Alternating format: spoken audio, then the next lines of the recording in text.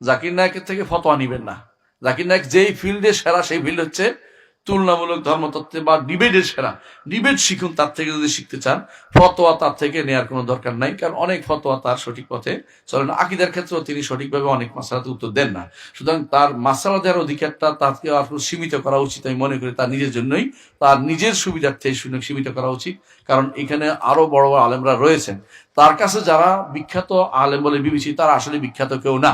তার কাছে মোহাম্মদ দাদু, সে হচ্ছে সেরা আলেম, অথচ সে হচ্ছে আশারি মাতুরিদি আকীদার লোক, আশারি আকীদার লোক। তা সুতরাং তার যাকে আপনি সেরা মানেন, তার অনুসরণ করতেছেন আপনি, তাকে তার আকীদা আপনি কিভাবে নিতে পারি? আমি কথা বুঝতে পারছি। এই যে আবু বকর জাকির সাহেব যে বক্তব্যটা দিল, এই বক্তব্য অথবা এই বক্তব্যের কাছাকাছি কোনো বক্তব্য যদি আমরা দিতাম বা যারা আহলে হাদিস না তারা দিত, তাহলে আমাদের আহলে হাদিসরা কী বলতো একটু বলেন তো ভাই। আপনি স্পষ্টভাবে এখানে দেখলেন যে আবু বকর জাকির সাহেব স্পষ্ট পরিষ্কারভাবে বললো যে ডাক্তার জাকির নায়েক থেকে কোনো প্রকারের ফতোয়া নেওয়া যাবে না, তিনি স্পষ্টভাবে বললেন। এবং তিনি তার বক্তব্য এটাও বোঝানোর চেষ্টা করেন যে জাকির নায়েকের আকীদা ঠিক নাই, এবং যাদের আকীদা ঠিক নেই এই সমস্ত ব্যক্তির সাথে তিনি চলাফেরা করে, এই সমস্ত ব্যক্তিদেরকে বড় আলেম মনে করে। বিশেষ করে তিনি জাস্টিস তাকি উসমানী সাহেবের কাছ থেকে অনেক কিছু গ্রহণ করেন। তো যাই হোক, এই সমস্ত বিষয়ের কারণে তিনি আজকে জাকির নায়েককে বলতেছে যে জাকির নায়েকের বক্তব্য থেকে ফতোয়া নেওয়া যাবে না, এবং তিনাকে ফতোয়া না দিতে তিনি বলছেন।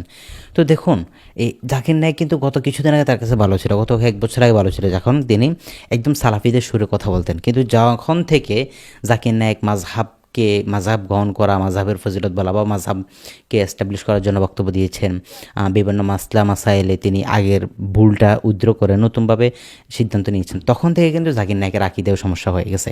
তো এবং কি জাকির নায়েক যখন থেকে বলতেছে যে নিজেকে আহলে হাদিস বলা যাবে না, আহলে হাদিস পরিচয় দেওয়াটাও একটা বেদাত, এরকম একটা বক্তব্য জাকির নায়েক দিয়েছিল। তো এই সমস্ত বক্তব্যের কারণে জাকির নায়েককে আজকে তারা গ্রহণ করছে না, বা জাকির নায়েকের গ্রহণ করাও এই বিষয়টা তারা স্পষ্টভাবে বলছে। এখানে দেখতে পেলেন যে জাকির নায়েক থেকে ফতোয়া নেওয়া যাবে না। কিন্তু এরকম বক্তব্য আমরা যদি দিতাম, তাহলে আমাদেরকে পরিষ্কারভাবে আমাদের আহলে হাদিসরা বলতো আমরা হিংসা করি, জাকির নায়েকের জনপ্রিয়তাকে হিংসা করি, জাকির নায়েকের মতো একজনকে তৈরি করে দেখাও, এরকম অনেকগুলো বক্তব্য আমাদেরকে তারা দিতেন। তো জাকির নায়েক হচ্ছে কম্পারেটিভ রিলিজিয়ান, তুলনামূলক ধর্মতত্ত্বের উপর তিনি জ্ঞান রাখেন, তিনি ডিবেট করেন, এই সমস্ত বিষয়ে তিনি মাশাআল্লাহ গভীর জ্ঞান রয়েছে। কিন্তু তাত্ত্বিকভাবে ফতোয়া ইত্যাদি এগুলো আমরা জাকির নায়েক থেকে কখনো নেই না, নিবও না, এবং এটা না নেওয়াতে উৎসাহিত করি। আমি জাস্ট এটা বুঝালাম, তিনার বক্তব্যটা ঠিক যে জাকির নায়েক থেকে ফতোয়া নেওয়া যাবে না, বা ফতোয়া না নেওয়াটাই হচ্ছে ভালো। কিন্তু ব্যক্তি জাকির নায়েক, তিনার কাজকর্ম সেটা অন্য বিষয়, কিন্তু ফতোয়া ভিন্ন বিষয়। এই বিষয়টা আমরা যখন বলি তখন আমাদেরকে আপনারা বলতেন যে ভাই আমরা হিংসা করি, জাকির নায়েকের মতো একজন তৈরি করে দিই কিনা, এই ধরনের অনেক প্রশ্নগুলো করতেন। তো সেটার সুবাদে আজকের এই ভিডিওটা। তো দর্শক ভালো থাকবেন, সুস্থ থাকবেন, অবশ্যই ভিডিওটা শেয়ার করে দেবেন। আসসালামু আলাইকুম ওয়া রাহমাতুল্লাহ।